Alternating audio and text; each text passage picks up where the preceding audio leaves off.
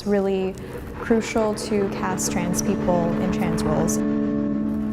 The beginning of my sort of discovery of my gender identity was because I had access to the internet and I was like researching and seeing other trans men on YouTube. It's important that people see themselves represented on screen.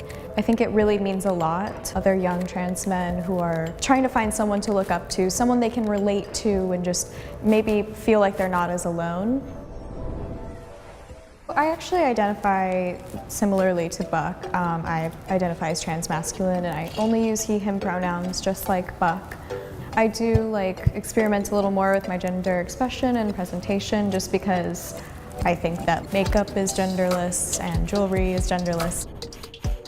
Buck and I have similar identities but different styles. In part 2 of the OA, I play Buck Vu, who is the character that everyone knows from part 1 in one dimension, and then in a second dimension I play Michelle Vu, who has not asked anyone to use Buck or he, him pronouns yet. And this is just my personal interpretation of the story, but I believe that Michelle is like a pre-transition version of Buck and has maybe not come to terms with their gender identity yet. Michelle is a bit of a mystery, so we're not sure at what point in Michelle's social transition they're at.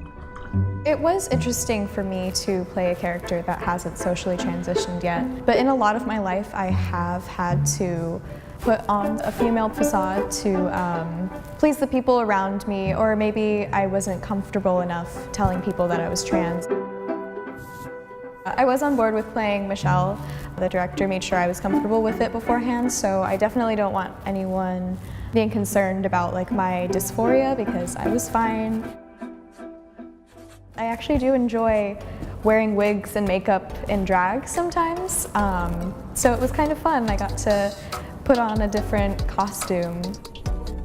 The OA was really my first opportunity to be in an environment where everyone respected my gender identity, and I feel like that really made me feel so excited about my future moving forward in the film industry, and also to work with the family that I made on set for the OA.